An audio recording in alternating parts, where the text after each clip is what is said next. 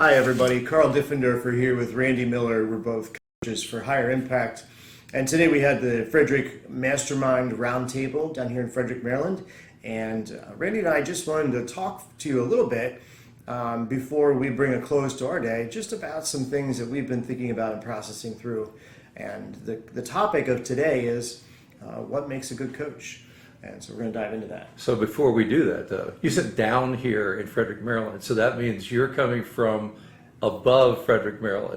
But if they're listening and watching from Yes. Miami, it's Yeah. up, from Miami. Yeah. Fair enough. North of here, I'm from Lancaster, Pennsylvania, and Randy's from Frederick. From here, And yeah. he heads up our team here in Frederick.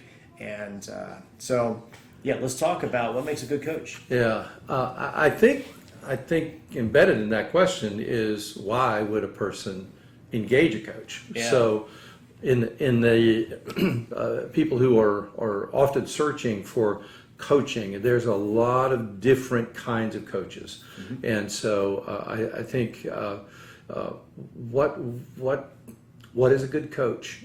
We won't talk about what is a bad coach, but that may come out along the way. But what is a good coach? I think probably one of the great elements of being a great coach is someone who listens, someone who can And doesn't interrupt all the time, right? Yeah, exactly.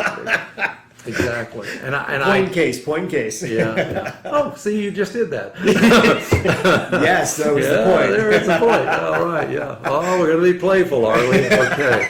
So, I guess I started that with a whole up thing. Yeah. But the idea is listening to someone and what their needs are. And we often, on our team, we focus on executive coaching, life coaching, business coaching, relationship coaching, Leadership coaching. There's Yeah. a whole host of elements that we bring to the table, so to speak, as a team of coaches. And each one of us have our own perspective and strength in relationship to coaching. I know you call yourself well, you say it better than I can. A serial, I'm a serial entrepreneur. That doesn't mean I'm eating cereal all day long, but serial, SERIAL. I love business. I'm constantly reading books, studying different business philosophies and principles, and I've started businesses, sold businesses, bought businesses. I love business, but I also love people. And so maybe I'm a little bit different than some business owners where they like to be in business to make a ton of money. Yes, that will happen, I believe, if you treat people well. And so I tend to focus on the side of people and let the money follow. And I've seen that to be true. So in the context of whether it's business coaching, and let's just narrow it for this moment, business coaching and life coaching. Okay. Sometimes I see one spill over into the other. How have you seen that happen? Yeah, it's interesting because our business owners will say, I don't want life coaching, I'm good. And we'll meet for a while. And at the end of the day, their life, let me just say their self-discipline, their personal habits are what are getting in the way of them being successful in business. And so we end up spending time on life to make them successful in business. And then once we get that stuff ironed out and figured out, get them unstuck from those things, then we can work on business processes and their team and financial analysis, all that stuff that they need to work on inside their business. Yeah, I think of it like this too, is that sometimes it's a snapshot in a given day that we may be meeting with a client. It's a snapshot in that particular time frame and what they are asking maybe from their pain point or from this is where they want to go, their next level, if you will, in business. But often in that snapshot, we're looking at a particular moment in time, and yet what we're looking at is a snapshot within a greater cinema. So that cinema includes things that may be happening at home. Maybe there's frustrations that they bring to the coaching table, if you will, but it's not necessarily what they are coming to the table to talk about that particular day, but yet it's influencing the way they feel, their perspective, Yeah. where they're frustrated. And sometimes we allow those to kind of dovetail into one another, where you're frustrated in a relationship and you bring that into work with you, or you're at, we hear this classic thing of people being frustrated at work and they come home and kick the cat, and hopefully it's not the kids and the wife or the husband, but one spills over into the other often, and we hear that and we respond to that as coaches. Yeah, I mean, you've never met somebody that just runs a business and doesn't have a life. And if they do, there's probably something they need to work on, because I don't know if you feel that you do feel this way, that life balance for being successful in our lives and in our businesses is paramount. It's so important. I run into so many business owners that are spending 70, 80, 90 hours a week working on their business. And now this is from personal experience. When you do that, eventually you come to hate what you love. And so the balance is so important, because you want to continue loving what you do, but eventually you're going to come to despise that thing. And what just came to mind is the old-fashioned scale, that that balance. It's really challenging to keep balance, and I'm not sure that balance itself is a positive perspective, because what happens is anytime there's change, say it's a person who's they have their first child, there's change, so the balance is now things have to shift, and we've heard the old adage of now I'm in my new normal, but I was just listening to a radio broadcast just the other day about the person who comes out of the day-to-day activity and then in their work business relationships, and suddenly they retire and they're not sure about how to now manage retirement. And golf gets boring. And golf gets boring. You can only play golf so much. And the person who's thinking, oh, when I retire, I'm going to do this, and they do that so much, they miss the disciplines, they miss the relationships, they miss the productivity, the sense of I'm being effective, I'm making a difference. And I think part of the reason for that is that we wrap our identities in what we do, not who we are.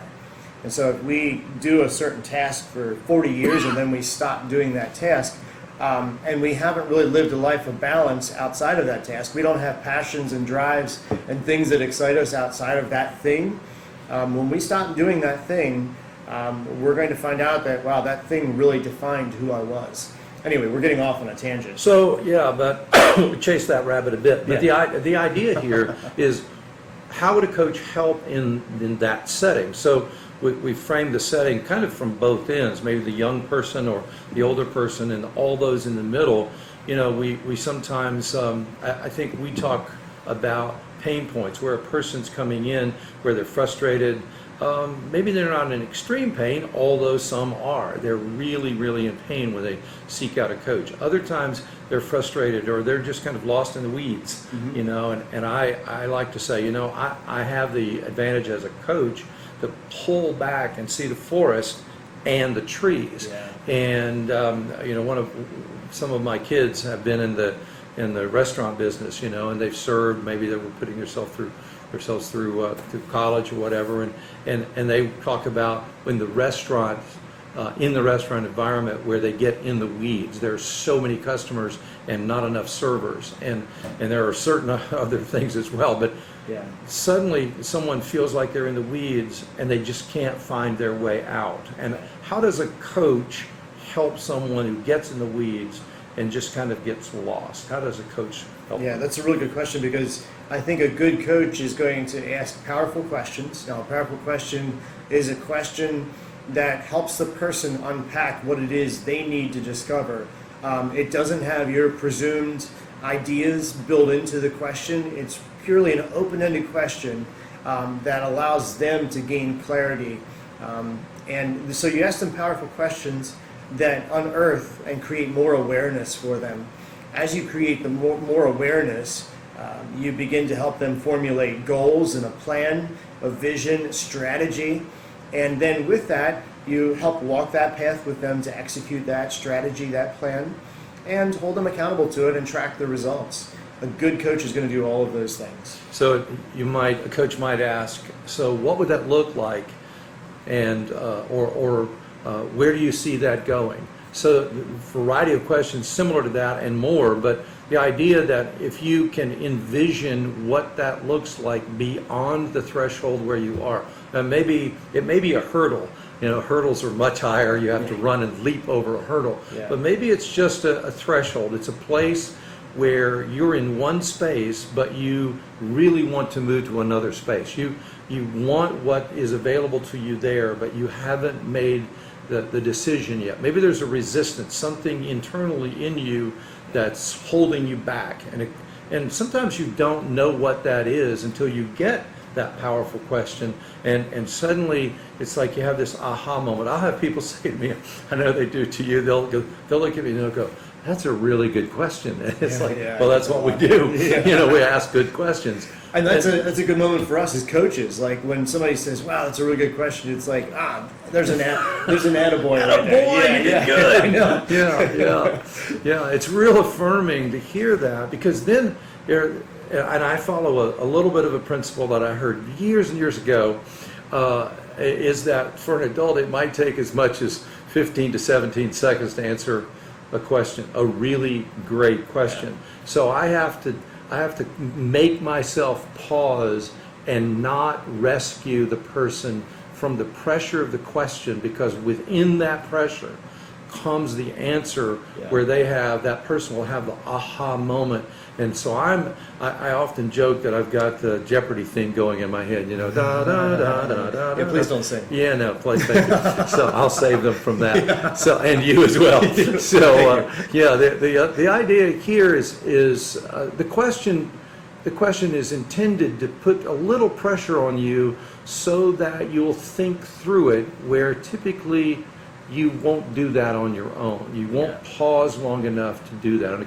And the value of a coach in that, a great coach, is to bring that pressure point to help you through that process so you have the aha moment, and then begin, as you said, to kind of create a roadmap. Yeah. Now, I will tell people, though, that I have two different hats that I wear as a coach. The one hat I never wear, or I really try to keep it away and refer them to somebody else, would be a counseling hat. I don't counsel. Now, counseling is where you help people heal from wounds from the past, and there are plenty of people out there that are really qualified to do that. But I do have a consulting hat and I have a coaching hat. My coaching hat is where I help you answer the question that you need for you. So I help you figure out the answer for you. And I do that through the powerful questions and the active listening that I do. The consulting hat, though, is where I tell you what to do. Now, in theory, I actually don't do that, because it's still your life to live and your decisions to make. But with the consulting hat, I will tell you, here are the experiences that I've seen that are related to this topic. These are the people that I've seen. I don't give names, obviously, but these are the situations that I've seen, and here are how some other people have fixed this. What do you think is going to be the best fit for you, or what do you think you should do with that? From there, they formulate a plan again, and then I hold them accountable to that plan. And actually, a good coach is going to help you put a plan in place and execute the plan, but it's going to be your plan. They're not telling you what to do. They're enabling you to tell yourself what to do, and then walking through that process with you. And one of the story for me, recently, is that I had a woman who was kind of frustrated at not being able to get her. You okay? Not yet. Getting choked up just thinking about it. Yeah. So she was really frustrated that she wasn't able to get. Do you want me to talk? Okay, I'll talk. I don't know his story, so I can't make something up, but I do. Well, I'd like to hear that. You make one. So I think I'm better. Okay. So she was frustrated. She wasn't able to close new business as quickly as she'd like to, and so I offered a story, and from that story, she had an aha moment. There you go. Exactly. And from that, she then was able to work out a plan. So though I wasn't telling her what to do, through that story of, of past experience, suddenly she said, yes, this is what I can do. Yeah. And for the next 2 weeks, and beyond actually, but for the 2 weeks, once she reported back to me and gave kind of a debrief over that 2-week period, she said she had closed more new business in There you that go. 2 weeks. Yeah. So that one simple thing helped her, and it paid for the coaching and beyond. Yeah, and actually that's really good. With our coaching, you'll find on our website that we talk about results-based coaching, and the concept behind it is that we should pay for ourselves. Now, paying for myself might mean that you make more money. I don't know, but sometimes maybe it's more freedom in your life to take a vacation or more time available to spend time with your family. Whatever it is that gets you up in the morning, we enable you to be able to do more of that. And if we're not enabling you to do more of that, we tell you to fire us. Now, I know that sounds really harsh, and we really don't want you to fire us. Be kind if you do fire us, but we do want to be held accountable to achieving results for you. And so that's very important. And one of our roles is to hold you accountable, to help you achieve what you've communicated is your goal Yeah. in whatever arena that we're really talking about. So what I like to say is we bring an affirming accountability. So we're not law enforcement. Yeah. We're not pointing the finger at you. What did you do? Beat you Why with a- didn't you do beat it? you with a stick. Yeah, we're not Yeah. chasing you around. Yeah. Because most people come to a coach, and one of the things they often say is, I need someone to hold me accountable. But Yeah. they're not asking us to beat up on them. So Yeah. we all need to be affirmed. So I like to say, the affirming accountability means I'm going to ask you, because you're asking me, you're paying us to ask you the question, did you do this? And if not, why not? What's the resistance? What's Yeah. underlying that's keeping you from accomplishing what you have communicated as your goal? And how do we work through that? What are the challenges? And there are a variety of things, of course, that get blended into that. Yeah. But really, it is creating the roadmap, and then it's being accountable. We're accountable, and the coachee is accountable as well. Yeah. And I know we need to bring this to a close, but Yeah. you know, I know I've benefited greatly from coaching, and I've watched the difference in other people's lives, not only financially, but in a whole host of relationship issues and other kinds of things that really have made a big difference. So I know it's made a difference for me too. Yeah, I was gonna say I'm a coach that's coached. I get coached, and if you ever meet a coach that's not coachable or doesn't have a coach coaching them, probably not the best coach to work with, because we all, as human beings, are always improving and increasing and changing and empowering ourselves, bettering ourselves. To close, one final thought would be that coaching, a good coach is going to instill hope inside of you. We all have those ups and downs in life, in business, in our leadership, in our relationships. And so a good coach is going to be there walking along beside you every step of the way. It's the tortoise and the hare, you know, we're working with you. Whether if you're the hare, we're helping you slow down to be the tortoise, so you do win the race. And if you already are the tortoise, we're walking along beside you, helping you move towards that success. That's a great illustration. Well, thank you. Yeah, you're welcome. Thank you, everybody, for being here with us today, Higher Impact Coaches. We'll look forward to seeing you again in a couple weeks or a month when we do our next video. If you have any questions that you want to ask us, feel free to reach out. We'd be happy to sit down and talk about it in a live forum, and maybe see if we can answer or take a stab at your question that you have for us. See you next time. Take care.